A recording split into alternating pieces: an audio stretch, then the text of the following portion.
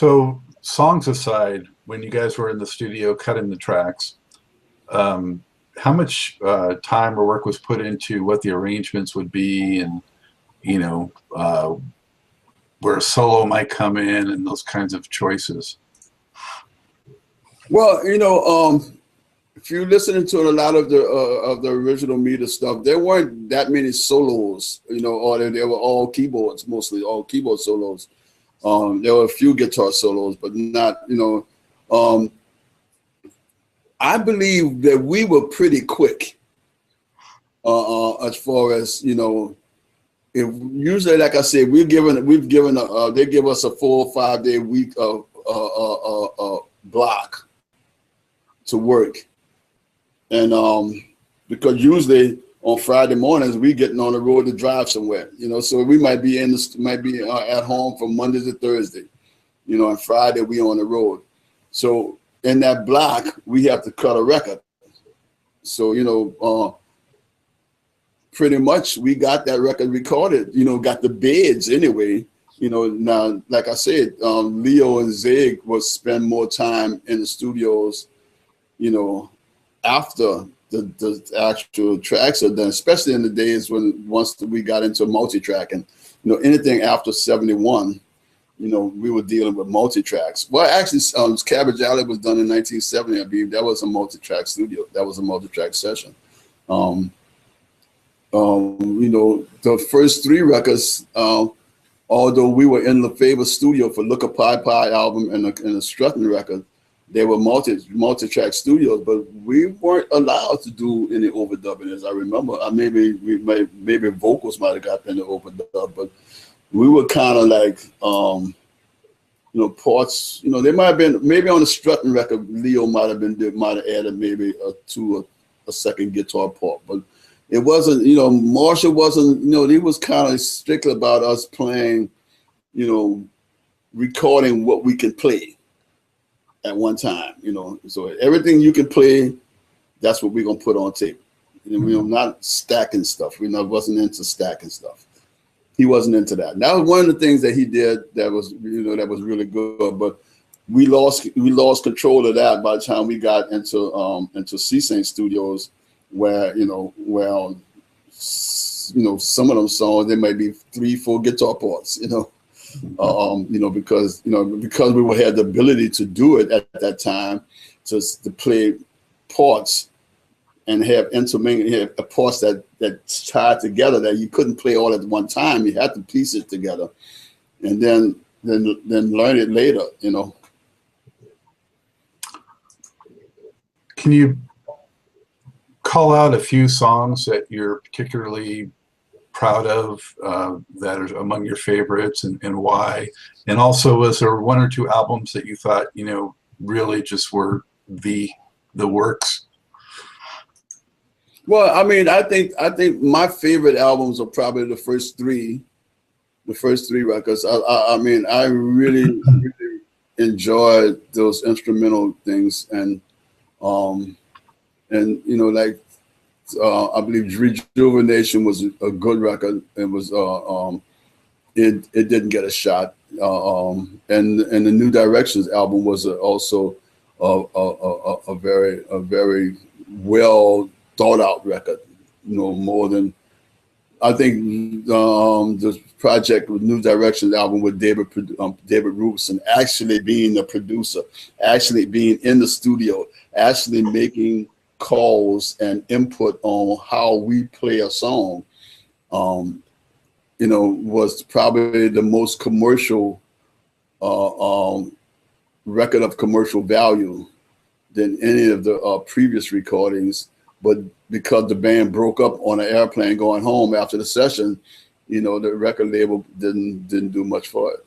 Right, and that was 1977, I think, and he had done all the producing of Herbie Hancock's records, among others. Yeah.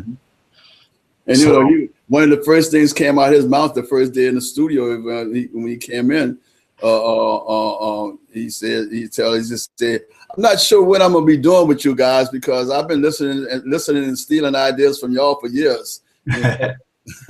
Because he did the Prentice Sister record was the Yes We Can, he he got that directly from the Yes We Can we did with Lee Dorsey a couple of years earlier, you know, and he said, man, he had been listening to the Meters, you know, he was a fan, you know. Well, that's great though if you get matched up with someone like that that has a, you know, an understanding of what you're about. So Yeah, well, you when know, you get I with mean, a big that label, was you know, they fix you up with a producer who really doesn't know. right, exactly. But you know, again, we got to go with David because the band had pretty much said that we weren't recording with Marshall C. Horn anymore and Alan. You know, I mean, Alan was getting a bad rap on the fact, but the fact that he wasn't in the studio, the record label thought he was. The record label thought that he was involved, and he wasn't. And the band was just, you know, kind of sick of Marshall and his bull.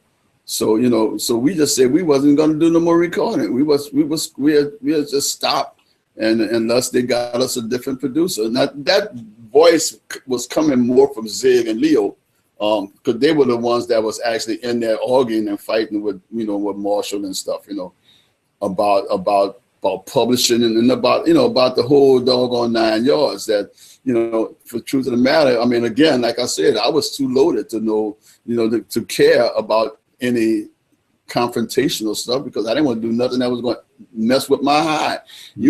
Y'all arguing, that messes up my high. I don't want to.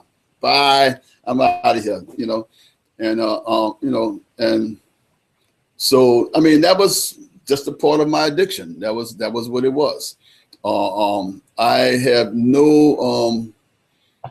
I'm not ever embarrassed by the fact that was choices that I made. That, you know, because I'm not sure. I did after a few years ago.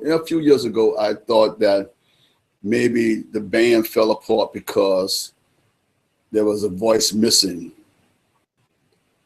and the development or the continuing development of the band, and because there wasn't no one there to find a space for everybody to hold on to, that, you know, the band fell apart.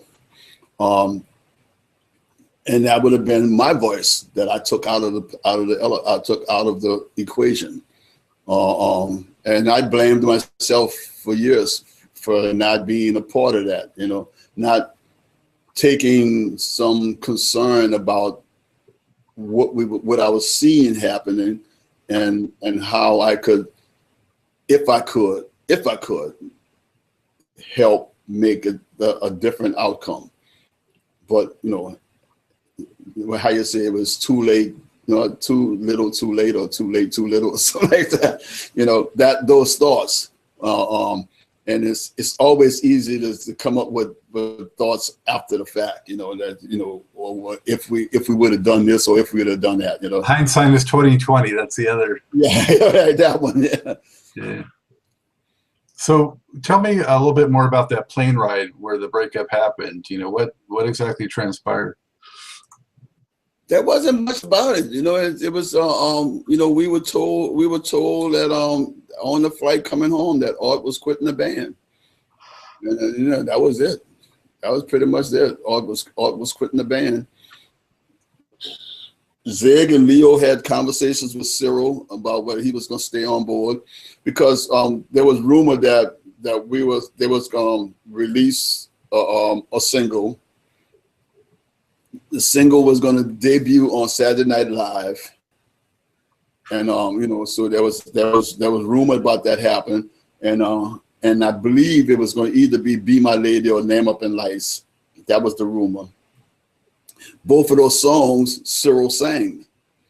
So, you know, so Zig and Leo was the writers of both of those songs, but, you know, Cyril was the singer.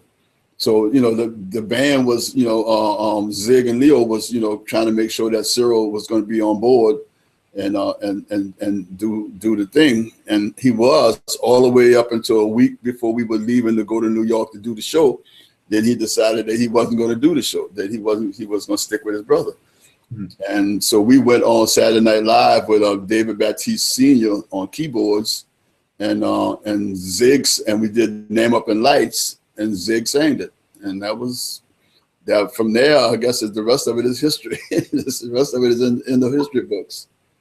You know, that Saturday Night Live appearance, that's actually how I discovered the Meters, really. I mean, I had heard some of the cuts previously, but it was that appearance, you know, because I was like in middle school, you know, or something like that at the time. And, you know, just getting my feet in terms of, you know, what music I was really going to be into. And, you know, I was into people like the Ohio Players and bands like that, and saw the Meters on there. I was like, man, how did I not know more about these guys, you know? And I bought the New Directions album, and I really liked it. And so then from there, I went back, and it's kind of ironic and a bit maybe tragic in a way that when I got on board was sort of like the end of it, really. And, you know, so it's interesting to hear you tell that side of it because of my experience with it too. Yeah. So after the band broke up, you know, how long of a period was it until you know, got busy with other stuff, or, you know, what happened right in the aftermath of that for you? The immediate aftermath of that, of the Meters breaking up, was me just getting deeper and deeper into my cocaine use, and starting to, I was playing on the street, in the French Quarters with David Lastey and his brother Walter. You know, we were playing, you know, anything from traditional jazz. How long was it until you sort of got your footing back a little bit and started doing more again? Well, you know, I didn't do less. When after we got home and it wasn't you know, I contacted David Lastey almost immediately, and when I got home, because, you know, it got to you know, before, even when say those last 2 years of our band, when we would come home off the road, I would go play those gigs with David and his brother Walter, and because it was you know, it was an outlet for me to play something else other than what I was playing. And, you know, and that even works today for me. I just still do that kind of stuff as an outlet of get away from what I play, what I get paid to play, you know, to play some other music. When I joined David's band, you know, we were playing, you know, street music. We were playing, you know, traditional jazz, jazz music, and we played tons of you know, R&B or R&B, the little Sonny Jones and the Fats Dominoes and the Huey Smith and the Clown. And we were actually doing some shows where you know, where the jazz festival would hire David's band to back up Huey Smith, back up little Sonny Jones, you know, to back up some of this. There was another guy, I can't remember what his name was. He was another artist very similar to like Fats Domino. But he was a stand-up singer, and actually Dave Bartholomew actually produced him, I believe. But he would put out two versions of the same song. Fats would put out that one version, and then he would put another version out with that guy, you know. But you know, so we were doing those kind of shows for Jazz Festival, or you know, or for some, you know, like some of the other little similar things, similar to like the Ponderosa Stomp or something like that. And I got heavily involved into playing those gigs, and it was just, for me, it was just playing gigs. It was just playing music. I was just, you know, it was an outlet to me to play music, to earn money to keep up with my drug habit, you know. So, you know, because I didn't see myself going in the 8 to 5. Well, I wasn't going to work in somebody's kitchen, you know. So I was a musician, and I like I said, evenly deeply into the drugs and alcohol that I've gotten into, I managed to keep my musical. There wasn't a question of who's going to show up to the gigs, but then it did get that way. It got that way somewhere probably in the early parts of '88 when, well, after David Lassie passed away, Walter passed away, his brother passed away a couple of years earlier. But when David passed away, then there was a drummer, a wonderful drummer, James Black. He passed away. And at James Black's funeral, I was told later that there was a group of musicians standing around talking about, you know, who's going to do, who's next. Oh, like a Deadpool. Yeah, that's what it's called. And the first name came off the top of one of the guys' names was my name. You know, it says Porter. You know, he's gonna be the next one. He's the next. And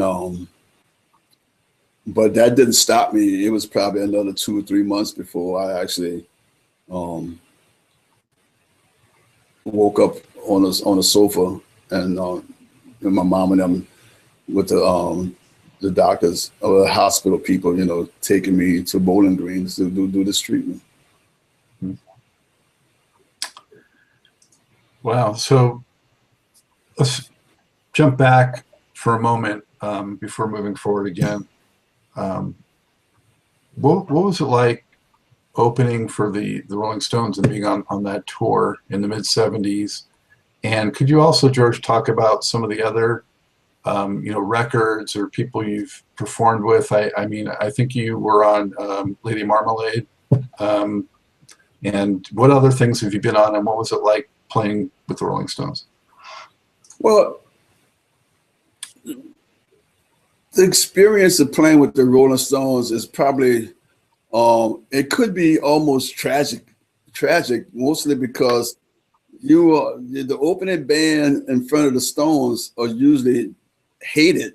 You know, like, I mean, in France, man, the Jagger and Keith had to come out on stage and quieten people down, and they were throwing shit at us. You know, you know, what are y'all doing here? You know, they wasn't very happy with us, and that was on the '76 European tour. The 75 US tour,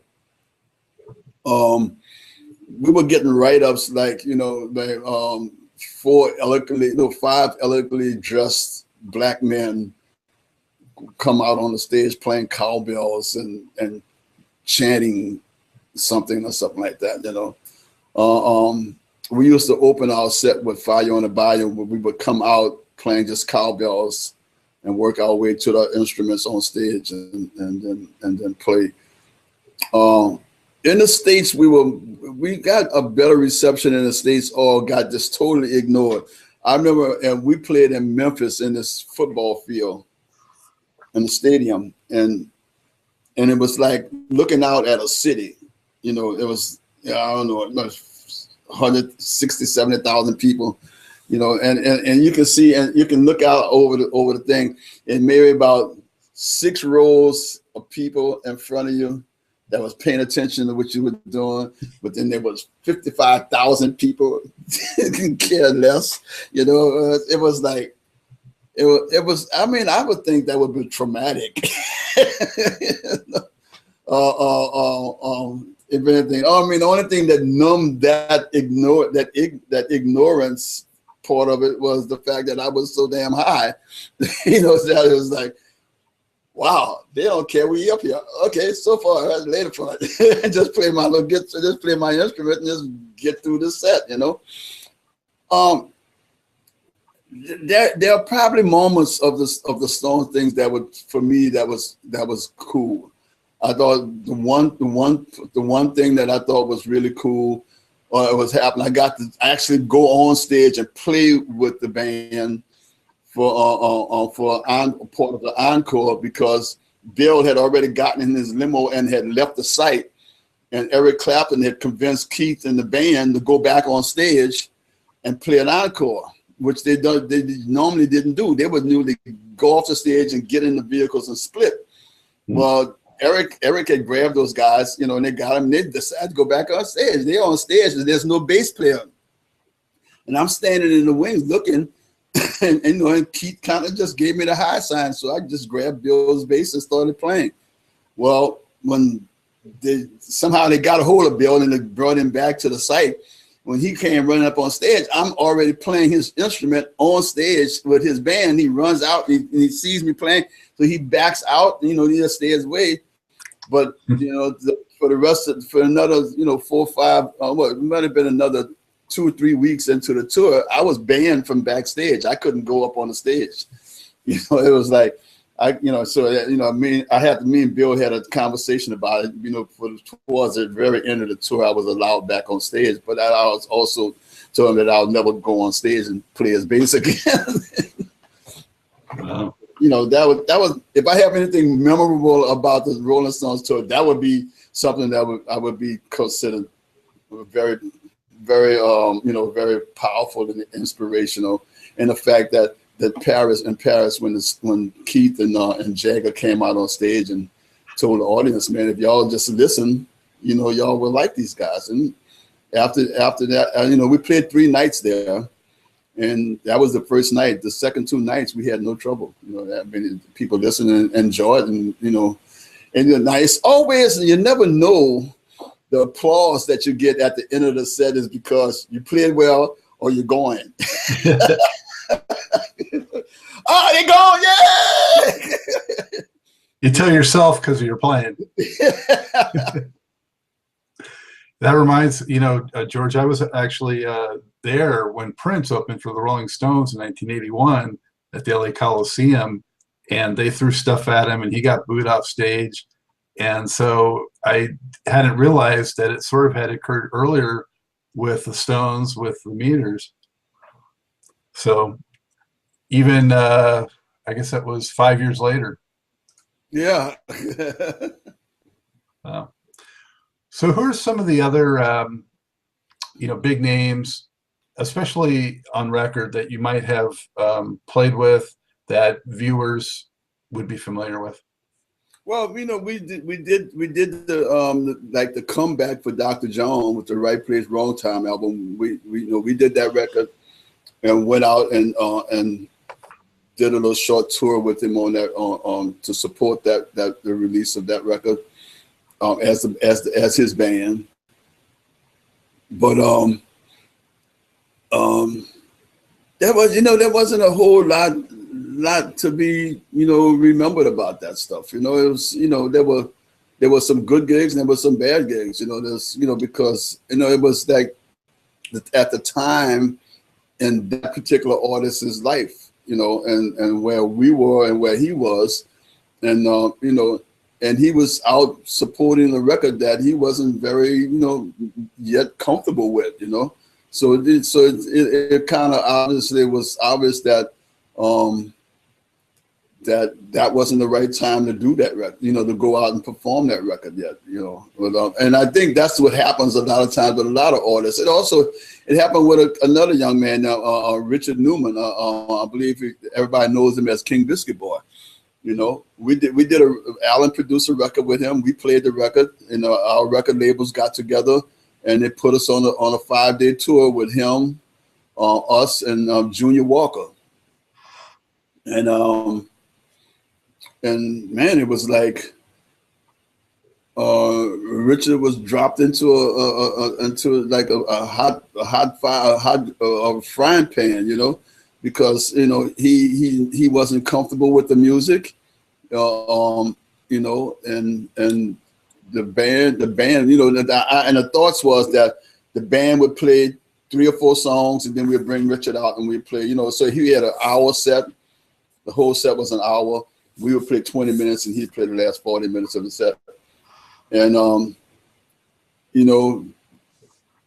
people would, he was not well received. People would encore, they want the Meters to come back and play and not him. It was his gig, I just thought that, where I sat and where I thought my thoughts was that he just was not comfortable with the music enough to present it as well as, as good as that record was. He just never, it was a good R&B record, and Richard wasn't an R&B singer. He wasn't an R&B artist. He was a blues guy. And so he was just taking out his element. The record label thought they sent him to Allen, and I'm not sure what they was expecting from it, but what they got was a good record, but not. They didn't have a happy artist because of the record. So that, the Patti LaBelle session was, another, I thought was a wonderful record. It went real well. It was one of those sessions that most of the music was dictated. We went through 3 drummers to do that record. Zig, we started out with Zig.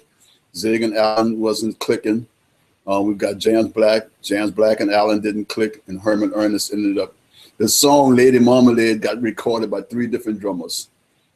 And until this day, I still say that the version that came out was Zigaboo. But Herman says that was him. And even Zig says that's not him. That was Herman. So I don't know which one of those guys played the record that's out. I don't know who that is. I think it's Zig though, my friend. I'm gonna need to be gone shortly. Okay, how much more time do you have? Another 15 minutes or so. That's fine. That's perfect. So in this time, George, let's talk a little bit more about what you've done more recently. So more recently, my life in the last few years have been mostly based around my running partners band. That's that has been around for a good 27, 28 years now. The guitarist Brent Anderson has been in the band for well over 25 years. The keyboardist Mike Limler has been in the band for about 19 years. And the drummer now has been in the band for 7 years, and his name is Terrence Houston. And that's a 4-piece band.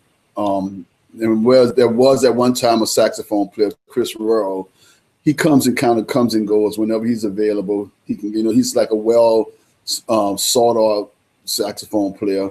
So, he gets calls and he goes out, when he comes back, he says, can I play? Are there any dates I can play on? In fact, I'm using them this week on a date. So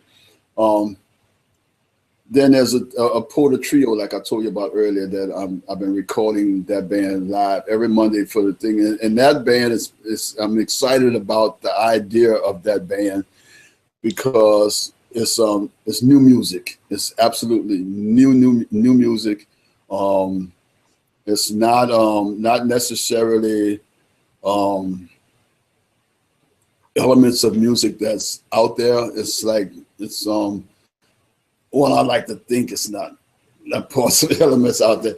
I don't know who Terrence is listening to us when he's not playing, or when he's playing somewhere else. I don't know what Mike listens to when he's not. I know they both play other kind of gigs other than mine. So so there's a serious chance of their musical influences are coming from other neighborhoods and what they're bringing to what I'm hearing. But when we play together, the music is very open, very free, and it's off the top of the head, and like I say, the first 45 to 50 minutes of that gig is off the top of our heads. It's the music don't have a name. It's just a series of maybe 3 to 4 pockets that that could be spelled out to be a song at some point. I just need to spend some time up here in the studio and start listening to some of these gigs. Sort it out, right? Yeah, I need to do that, Yeah, I love the improvisational stuff that you've done for so many years now. And with so many different configurations, but usually always great players, whether it's Johnny or Brian or, the guys you're working with now. It's all just really good stuff. Anyone who has not gotten into that, I consider that almost anything with George's name on it is worth listening to. Cool. Well, I mean, it's fun, you know, like you say, the improv stuff, you know, I've been doing stuff like with Soul Live, and we play, you know, the song list that Eric always sent me always has meter songs in it, you know. So, you know, I've gotten to the point where when we play those meter songs, you know, the band just have to look out because I'm going to take them somewhere else, you know. I'm gonna tell you, you know, we didn't play the song. Now we on this track. Now we on a different track. We just made a big right turn, you know, and we're getting ready to go somewhere else, you know. And I'll take them somewhere else. And always at the end of the night, you know, they're always smiling and say, "Man, that's so interesting," you know, because just on the fly, just on the spur of the moment, you know, I take them somewhere else, you know. And one of the things about some of the players most of the players that I play with these days, a lot of the young players, they listen. So they listen to everything that's going on around them, you know. And if you're listening, there's things, you know, like Snooks used to tell me long time. If you pay attention, Porter, you're gonna learn something, you know. And you know, and I live to that, you know. I live to that. And, you know, and sometimes I'm the teacher and sometimes I'm the student, you know, but I'm paying attention. Even in it's my own thing, I'm paying attention, you know, because, you know, because my drummer might make some statements that, you know, that, whoa, maybe I should, yeah, and I'm going to get on that statement, you know. And now, you know, if you listen to some of my old tapes from them last things, I'll holler over at times that stay there or keep that, you know. And that's because, I mean, what he's just did is something I like, you know, and then I'll do something to fit that, you know. And then automatically Mike has to change, you know, he has to reroute himself to fit into the thing that me and Terrence had just gotten into, you know. And that's, you know, that's just comes with listening to each other. On some level, George, you think it's a bit of like kind of railing against or rebelling against, you know, those charts that you had to do years ago and those tight little, you know, 2-minute, 2.5-minute songs? It may be. It may be. I admit today, I think that the Meters might have been the first jam band out there on the planet, you know, because, I mean, when we went on the road in 68 and 69 and 70, you know, we were playing off of records that the 3 albums that came out, the longest song on any of those 3 albums was 2 minutes and 35 seconds long, you know. But we were playing 4-hour gigs. You know? So we had to, you know, Sissy Strut took on a whole new meaning, you know. It was seriously long, you know. Wow. So what advice might you have for somebody who's just starting out to play bass? What are a couple of the keys to really being, I mean, we talked about the listening part of it. Obviously, that's huge. But what other advice could you give to an aspiring bass player?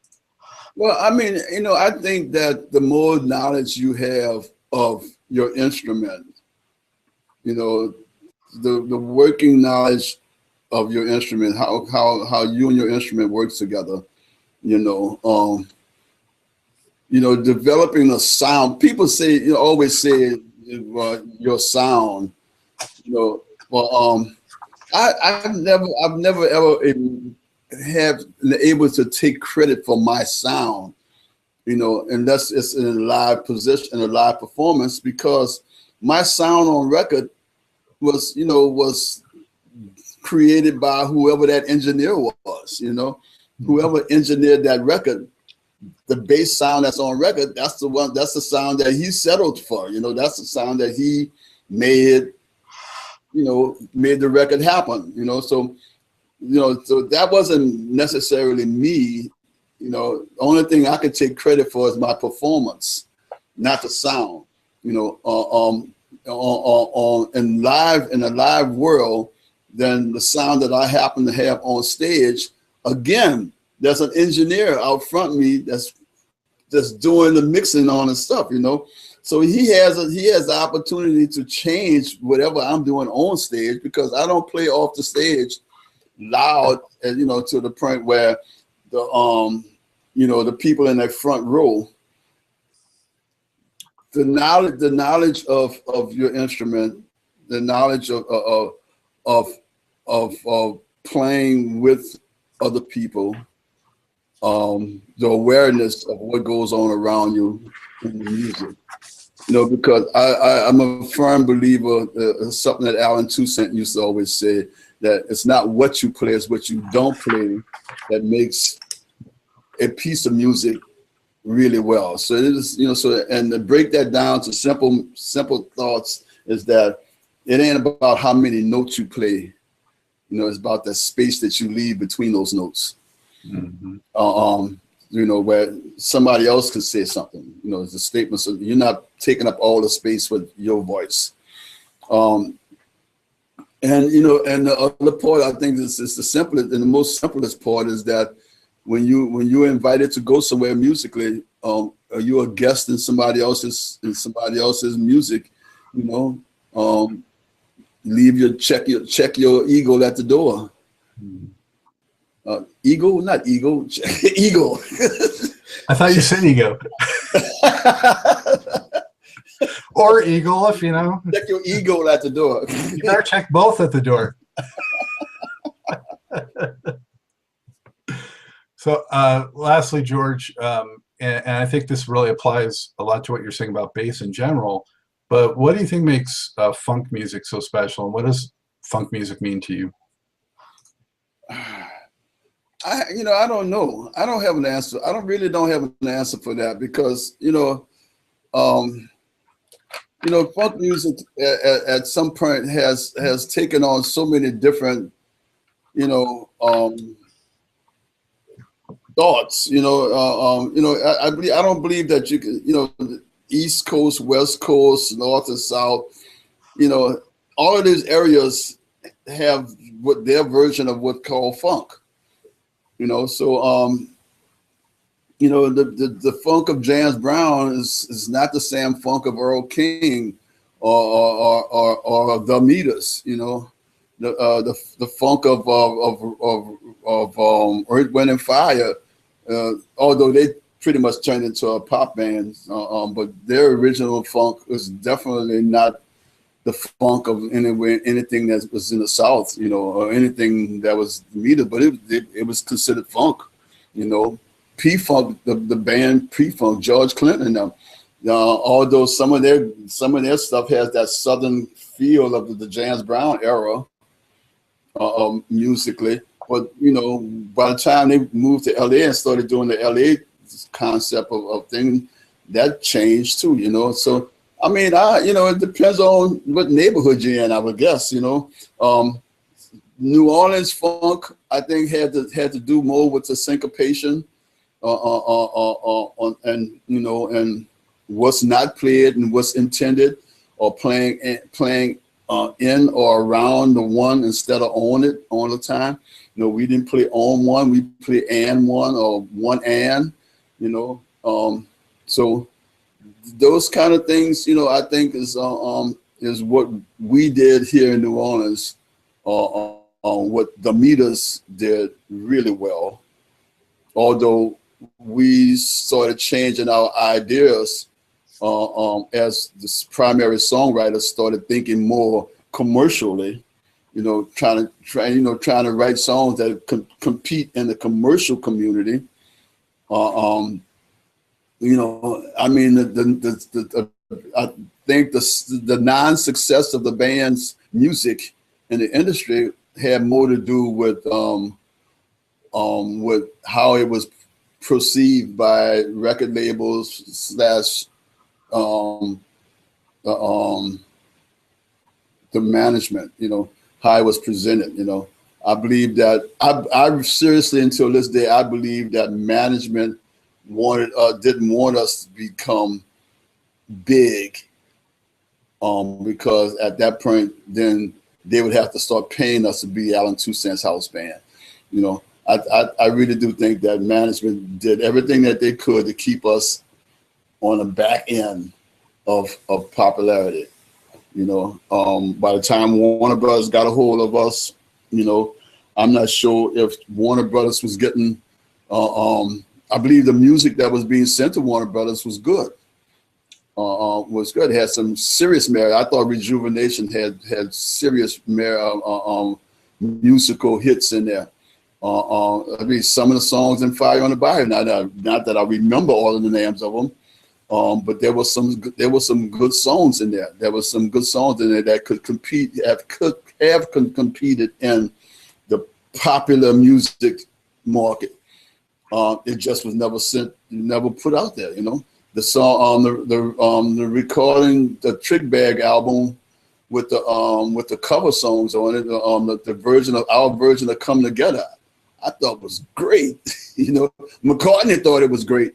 You know, but it never got heard. You know, so you know, and like I said, the last one,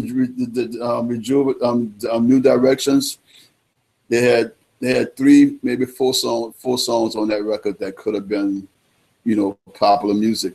But you know, because of the band splitting up and the record label saying, you know, so we've spent enough money on this, we're not going to spend it anymore, and we just dropped it. You know. Well, in that vein, George. So you know, as you look back at the legacy, I think through the time that's transpired, you know, a lot more respect and credit and recognition has gone to the original Meters. Hopefully you agree with that.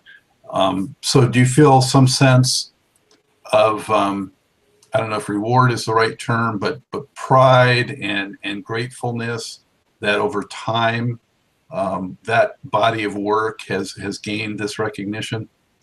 Well, I'm very pleased and honored the fact that 50 years after we recorded Sophisticated Sissy, or Sissy Strut, I am still allowed or able to work those, or based off of that music.